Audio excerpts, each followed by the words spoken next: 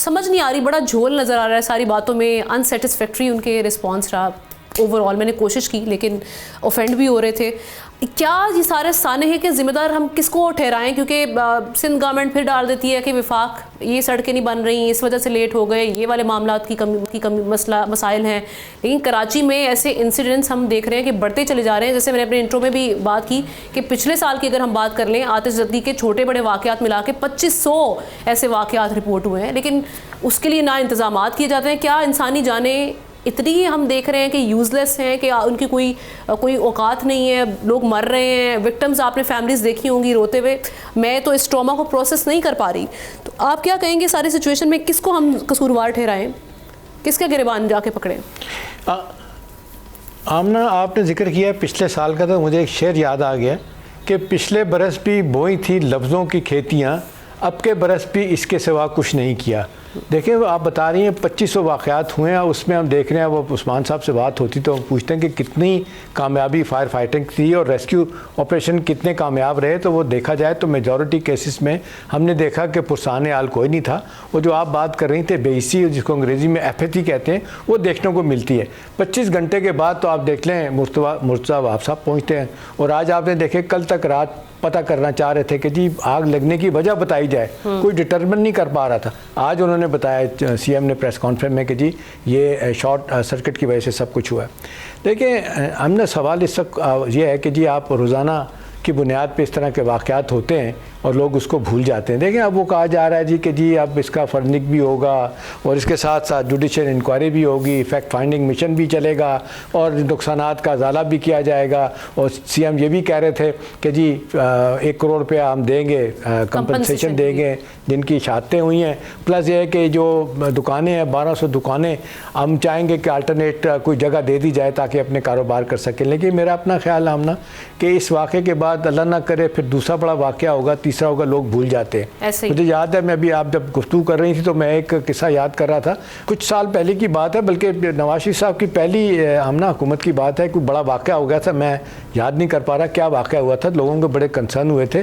तो ख़बरें ये आई थी कि अपना ख्वाजा आसिफ साहब ने नवाज शरीफ साहब को कहा था कि जी कोई बात नहीं, 1-2 दिन लगेंगे, लोग भूल जाएंगे, उसके बाद मामलात फिर वैसे के वैसे चलते रहेंगे।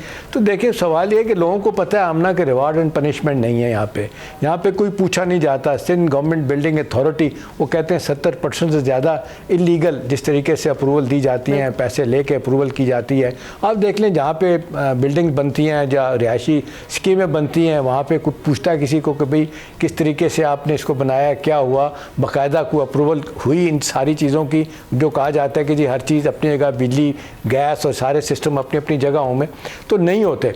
अभी भी इसके वाक़े के बाद मुझे तो लग रहा है कि जिस तरीके से बहुत ज़्यादा हुकूमत पे, सिंध हुकूमत पे तनकीद आ रही है, तो ये एक नी-जर्क रिएक्शन है, हम ये करेंगे वो करेंगे, लेकिन मुझे नहीं लगता इस तरह होगा। देखिए, कितने दुख की बात है कि वहाँ पे कॉल कर रहे हैं लोग, एक शरीफ आदमी कहता है कि जी मुझे बचा लें, फ़ोन करके अपने घर वालों को, मैं आग से मुझे निकाल लें। देखिए, कोई सिस्टम ही नहीं है। और सीएम साहब कहते हैं कि जी 3 रास्ते निकलने के हैं। भाई आप तो कोई कुछ मैनेज तो करें, किसी तरीके से लोगों की जानें बचाएं। जख्मी है, पता नहीं से ज़्यादा कितने और फंसे हुए अंदर के। उस बिल्डिंग से उन्होंने कहाँ निकल के चले जाना है?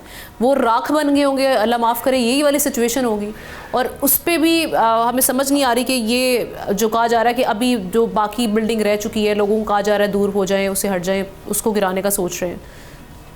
जी, हम ना चंद साल पहले इस तरह ही आपके फैक्ट्री एरिया में एक कपड़े की मिल में मेरा ख्याल है कोई आग लगी थी बड़े बुरे तरीके से। वहाँ पे बहुत सारे लोगों की शहादतें हुई थी और वहाँ पे लोग चीख रहे थे, चिल्ला रहे थे, घर वाले उनके सब पूछ रहे थे कि जी जाएं पता करें। कोई बंदा बाहर से नहीं निकला उस वक्त। तो खैर माजरत के साथ लोग इल्ज़ाम एमकॉम पे भी देते थे उस वक्त। ये मसूफ जो लंदन बैठे हुए हैं, कहा जाता है कि इन्हीं के कहने पे आग लगाई गई थी और वहाँ से भत्ता मांगा गया था, वो प्राइवेट किसी की मिल थी।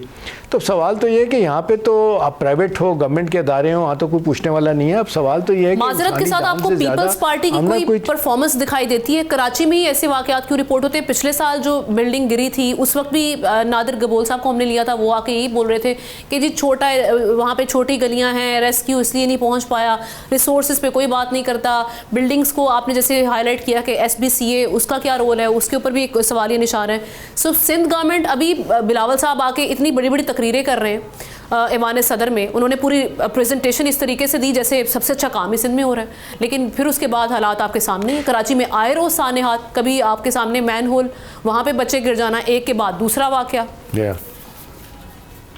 देखिए आमना, आपको याद होगा मिलेनियम प्लाजा में जो आग लगी थी उसके बारे में बड़ी बातें हुई थी कि जी ये तो कैफरे किरदार तक पहुँचाया जाएगा, जो लोग इसमें इन्वॉल्व हैं उनकी जिसको कहते हैं कि सुस्ती की वजह से, नाअहली की वजह से सब कुछ हुआ है, पकड़े जाएंगे। कुछ भी नहीं होता। उसकी वजह ये है कि सारा को बिल मिला के हो रहा है ब्यूरोक्रेसी जिसको फुर्सत ही नहीं है आमना, सिर्फ कब्ज़े जिसको कराने में और फ़ायदे पहुँचाने में सियासी लोगों के इसके अलावा कुछ नहीं कर रहे होते। और कराची और मफादात जितने मज़ाफ़ात के इलाके हैं वहाँ पे सब कुछ यही कुछ हो रहा है। तो अब किस पे आप तकिया करेंगे? जो आप देख लें प्राइवेट ही कुछ लोग मदद करना चाहते हैं, जमात इस्लामी, बाकी लोग अपनी तौर पर जा रहे हैं, लेकिन जो महकमों की जिम्मेदारी है, सिंध बिल्डिंग अथॉरिटी है, फायर फाइटर वाले, तो मुझे लग रहा था उस्मान साहब को समझ ही नहीं आ रही है। आपने सवाल बड़े अच्छे पूछे थे, उन्होंने किसी बात का सेटिस्फैक्टरी जवाब ही नहीं दिया। एक बंदे की बात कर रहे हैं ना, वो भी सिंध गवर्नमेंट ऑब्वियसली फिर उनसे पूछेगी जी आपने किस तरीके से क्या यहाँ पे स्टांस दी है। वो क्या बताते हैं कि हमें इक्विपमेंट नहीं मिलता, कुछ हम पे कोई मॉनिटर भी नहीं, कोई चेक एंड बैलेंस ही नहीं है, तो हम भी सारे इजी होकर बैठ जाते हैं, उस तरीके से परफॉर्मेंस भी नहीं आती। देखिए आमना, ये तो कराची का तो माजरत के साथ आए दिन मामूल बन गया वहाँ पे जिस तरीके से आग लग रही होती है।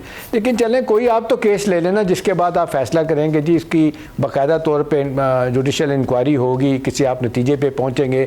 जिन लोगों की नाली है, जिनकी वजह से गफलत की वजह से हुआ, उनको आप सज़ा देंगे ताकि आइंदा के लिए चीज़ें रुक जाएँ। बहुत शुक्रिया एहतशाम साहब।